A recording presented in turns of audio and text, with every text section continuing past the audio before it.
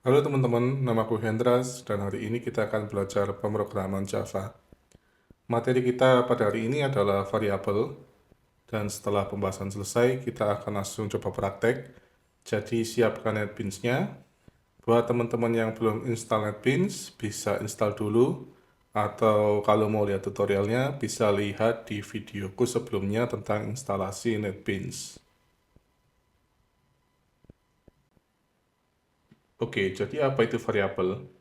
Variabel adalah tempat untuk menampung atau menyimpan sebuah nilai, di mana nilainya ini sendiri memiliki jenis atau tipe data. Contohnya seperti string, integer, double, dan boolean. Beberapa tipe data bisa kalian lihat di tabel ya teman-teman. Contoh pertama misalnya string. Jadi ini digunakan untuk menyimpan satu atau lebih karakter. Bisa berupa angka, bisa berupa abjad ya teman-teman. Kemudian contohnya, misalkan kita ingin membuat variabel untuk menyimpan data nama ya. Jadi yang kita lakukan adalah pertama, tuliskan dulu tipe datanya ya, sini string, kemudian nama variabelnya. Ini terserah. Tapi disarankan menggunakan bahasa Inggris ya teman-teman. Di sini aku pakai name, kemudian baru nilainya, Hendras. Nah, kalau string itu diikuti dengan tanda petik 2 teman-teman, seperti ini. Oke. Kemudian yang kedua ada integer, yaitu digunakan untuk menyimpan nilai bilangan bulat ya. 0, 1, 2, 3, 4, 5, 6, dan seterusnya. Dan juga nilai negatif teman-teman. Seperti min 1, min 2, min 3, dan seterusnya. Untuk contohnya, ini ada age ya teman-teman. Kemudian tipe datanya tidak kita tuliskan integer ya, kalau di Java, tapi cukup int aja ya. Kemudian baru nilainya. Nah, yang ketiga, ini ada double. Jadi ini digunakan untuk menyimpan nilai bilangan desimal atau pecahan. Ya, bilangan-bilangan yang mempunyai koma-koma itu kita bisa menggunakan double. Di sini contohnya adalah Hex ya. 172,5. Kemudian contoh yang keempat ada boolean ya. Boolean ini untuk apa? Jadi boolean ini untuk menyimpan nilai benar atau salah, teman-teman. True atau false ya. Jadi cuma dua ini yang bisa ditampung oleh tipe data boolean. Contohnya misalnya ini adalah variabel is good ya teman-teman. Baik atau enggak gitu ya. Kemudian nilainya apa? Bisa true, bisa false.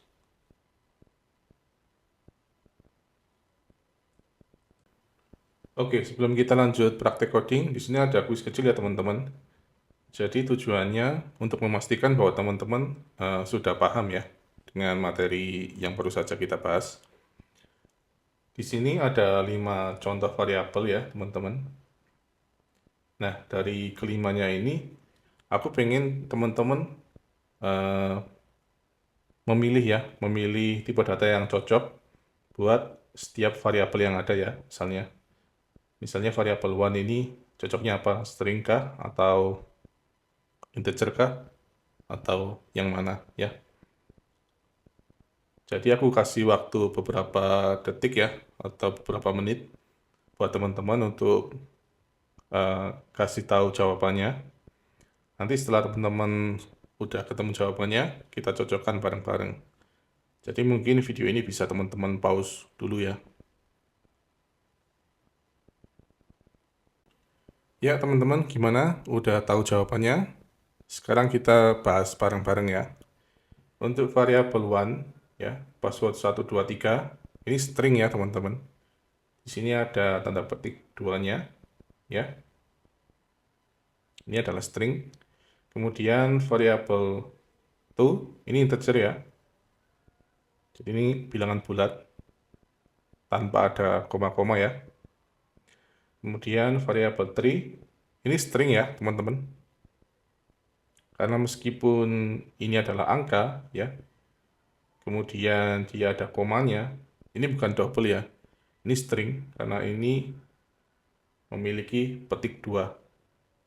sama seperti variabel 1 ya. Kemudian variabel 4 ya 0,5 double ya teman-teman. Dia bilangan desimal atau pecahan. Kemudian variabel terakhir ini boolean teman-teman. Jadi dia menyimpan nilai true atau false. Oke teman-teman, jadi kita langsung coba praktek ya. Pertama kita buka dulu NetBeans-nya. Nah, setelah itu kita pilih New Project ya, buat project baru. Nah, ini bisa teman-teman samain aja ya. Kemudian project name-nya misalnya Java Variable. Oke, finish. Nah, oke. Tadi kita sudah belajar tentang variabel dan juga tipe data ya teman-teman. Sekarang mari kita coba terapin ya, kita coba praktekkan dengan menggunakan NetBeans ya. Kita buat beberapa variabel dulu. Misalnya name ya. Kemudian age dan kemudian ada height.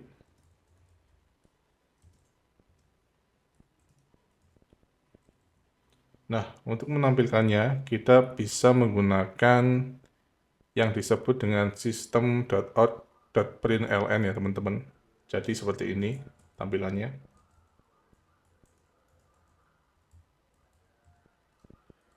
Kemudian kita bisa masukkan nama variabelnya ya, satu persatu. Name. Kemudian kita kopikan, kita pastekan lagi, kita ganti nama variabelnya age ya. Kemudian yang terakhir ini height. Oke, setelah itu kita coba run ya. Caranya kita klik ini ya, tanda panah hijau di atas, atau kita bisa pencet F6.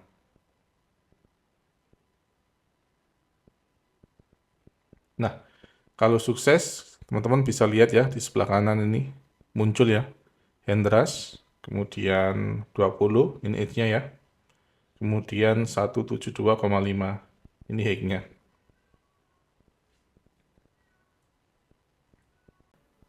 Oke teman-teman, sebelum kita lanjut, di sini aku mau membahas sebentar tentang aturan dalam memberikan nama variabel ya teman-teman. Jadi dalam memberikan nama variabel, itu ada beberapa aturan yang harus kita perhatikan ya teman-teman. Yang pertama adalah huruf besar itu tidak boleh digunakan sebagai huruf pertama pada nama variabel yang kita gunakan teman-teman. Misalnya name ya. Jadi dia harus huruf kecil teman-teman. Seperti ini. Ya, ini salah ya. Kemudian kita tidak boleh menggunakan simbol di depan nama variabel teman-teman. Seperti plus, minus ya, dan sebagainya. Kecuali underscore ya, atau garis bawah. Kemudian kita juga tidak boleh menggunakan angka di depan nama variabel ya teman-teman. Ya, ini salah ya. Plus, kemudian name. Ini juga salah. Nah ini benar ya teman-teman. Underscore name atau name kemudian angka. Nah, kemudian apabila nama variabel ini terdiri dari lebih dari satu kata, kita menggunakan aturan camel case teman-teman. Jadi aturan camel case ini apa? Yaitu huruf pertama pada kata pertama itu harus kecil teman-teman. Ya. Kemudian huruf pertama pada kata yang kedua, ketiga dan seterusnya itu huruf besar ya. Contoh misalnya full name gitu ya. Full name. F-nya ini kecil teman-teman. Tapi name-nya, N-nya besar. Atau misalnya my favorite fruit gitu ya. M-nya ya. Kata pertama ya. M-nya ini huruf kecil. Kemudian pada kata kedua favorit ya. Ini F-nya huruf besar. Demikian juga dengan fruit, F-nya huruf besar, teman-teman. Nah, yang terakhir yang perlu diperhatikan adalah meaningful, teman-teman. Ya. Maksudnya adalah kata ini memiliki arti yang jelas, teman-teman. Jadi, teman-teman nggak bisa pakai kata atau huruf yang terlalu singkat ya, teman-teman. Ini nanti bisa membingungkan. Ya, seperti ini. Misalnya I doang, atau X doang, atau N doang. Nah, ini tidak dianjurkan, teman-teman.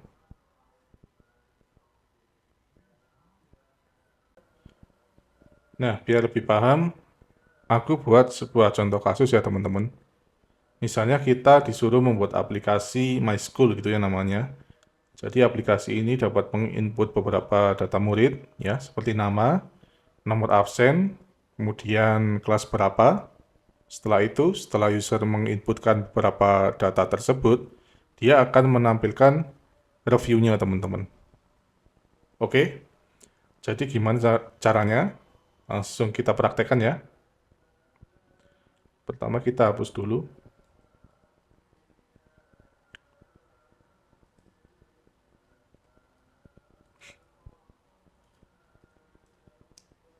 Oke.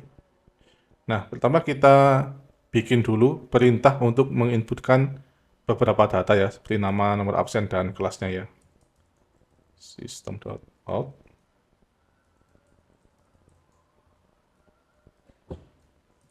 Masukkan nama murid. Oke. Kita kopikan. Kemudian masukkan nomor absen ya. Absen.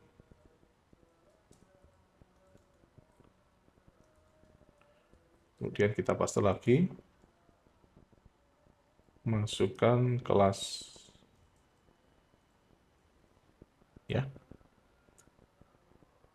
Kita coba jalankan dulu ya, teman-teman.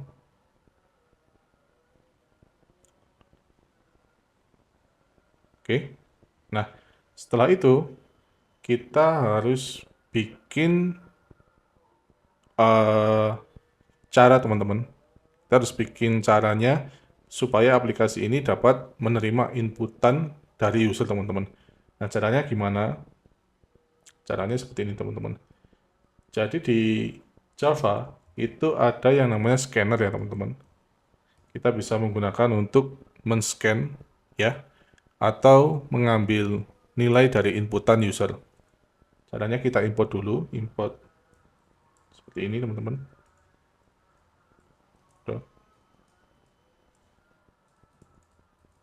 Scanner ya. Kemudian di atasnya kita buat variabel scan-nya. Scanner scan dot new scanner system. Nah, untuk code semacam ini, teman-teman ya, semacam scan ini, teman-teman nggak usah khawatir ya, nggak usah dihafal ya. Karena kalau teman-teman lupa, bisa dicari di Google ya nantinya. Kemudian di setiap perintah ini kita masukkan, teman-teman, yaitu kita buat dulu variabelnya untuk menampung nilai yang dimasukkan. Pertama name ya, berarti name sama dengan scan dot next line. Nah, next line ini untuk mengambil data string, teman-teman. Kemudian berikutnya ada nomor absen ya, teman-teman. Nah, ini bisa kita pakai string atau integer ya sebenarnya, tapi di sini kita coba bikin integer ya, teman-teman. Integer nomor absen, ID number ya. Kemudian scan dot next integer. Nah, seperti ini. Kemudian data kelas ya, string ya, teman-teman, atau integer ya, sama aja sebenarnya. Oke, sama dengan Next integer. Oke. Seperti ini. Kita coba run lagi ya teman-teman. Kita coba run lagi.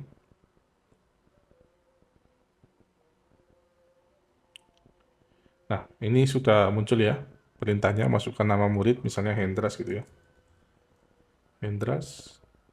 Kemudian masukkan nomor absen, misalnya 32. Kelasnya misalnya kelas 6 gitu ya. Dan kita enter. Nah, sukses ya.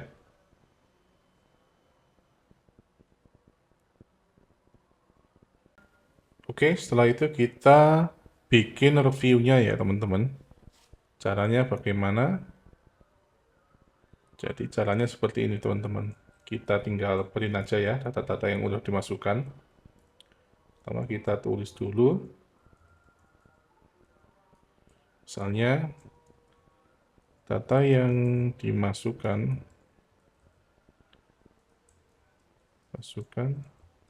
adalah sebagai berikut. Ini aku oke.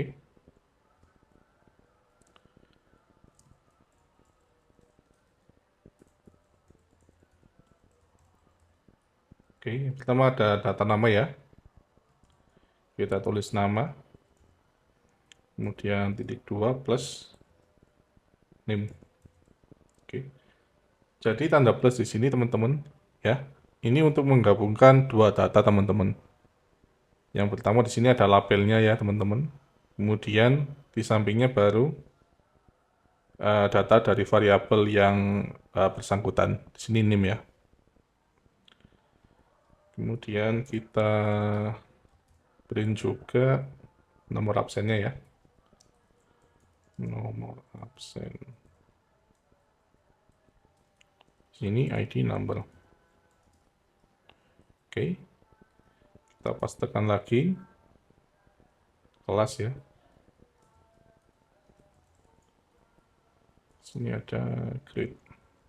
Oke.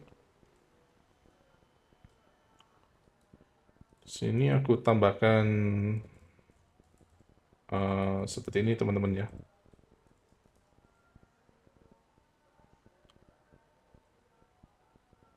Oke. Jadi ini sebenarnya buat dekorasi aja ya teman-teman. Teman-teman bisa kasih atau enggak ya. Terus kita tambahkan lagi di sini sistem. Kita kasih kosongan ya teman-teman. Ini maksudnya ruang baru teman-teman ya, seperti enter gitu ya. Biar lebih rapi. Kemudian misalnya di atas sendiri kita masukkan nama aplikasinya tadi ya, sistem. Misalnya My School gitu ya, My School. Oke. Kita kopikan ini juga.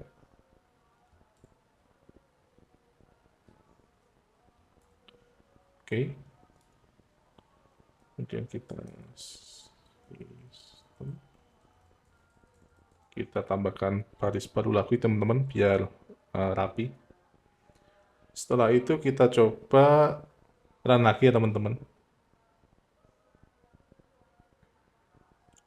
Nah, di sini teman-teman bisa lihat ya, My School ya, nama aplikasinya. Kemudian kita masukkan lagi seperti tadi. Hendras, absennya 32. Kemudian kelasnya adalah kelas 6. Nah, bisa teman-teman lihat ya, di bagian bawah ini ada reviewnya. Jadi data yang dimasukkan adalah sebagai berikut ya. Namanya Hendras, nomor absennya sekian, kemudian dia kelas 6.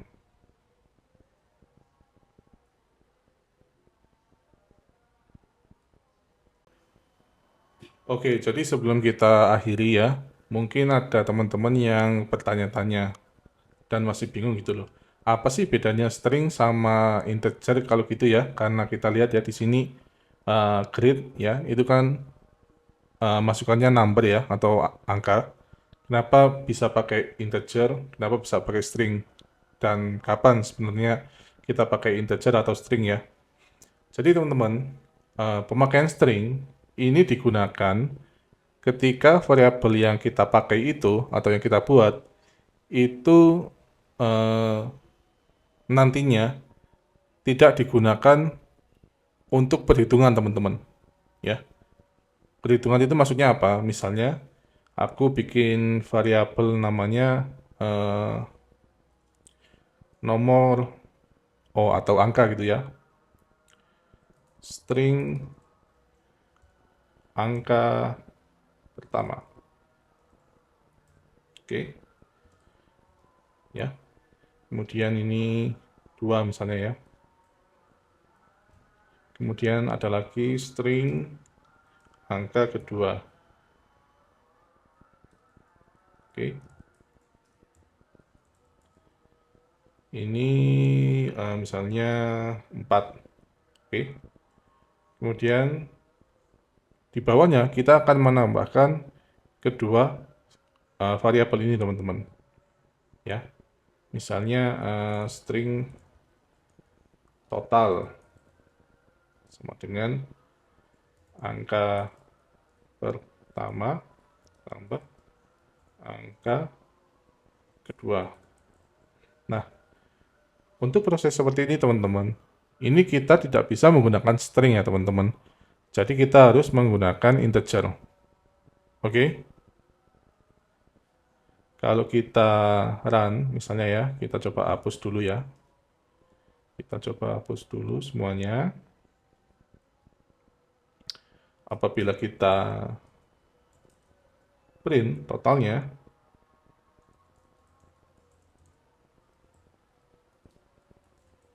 oke, kita jalankan. Nah, teman-teman bisa lihat ya. Jadi angka pertama ketika ditambahkan dengan kedua, harusnya kan 6. Ini munculnya 24. Jadi 24 ini dari mana? 24 ini sebenarnya adalah penggabungan antara variabel pertama dengan kedua, teman-teman. Jadi kalau teman-teman ingin menambahkan, ya, maksudnya secara matematis, hitungan matematis, teman-teman harus ganti ini dengan integer, teman-teman. Ini integer juga. Kemudian ini kita hilangkan ya, tanda petik 2-nya. Oke. Kemudian kita run lagi. Nah, ini baru benar, teman-teman. Ya. Hasilnya 6. Jadi itu perbedaannya ya, kapan kita menggunakan integer dan kapan kita menggunakan string. Oke, jadi sekian ya pembahasan materi kita pada hari ini. Tetap semangat, terus belajar. Apabila aku ada salah kata, mohon maaf. See you next time. Bye-bye.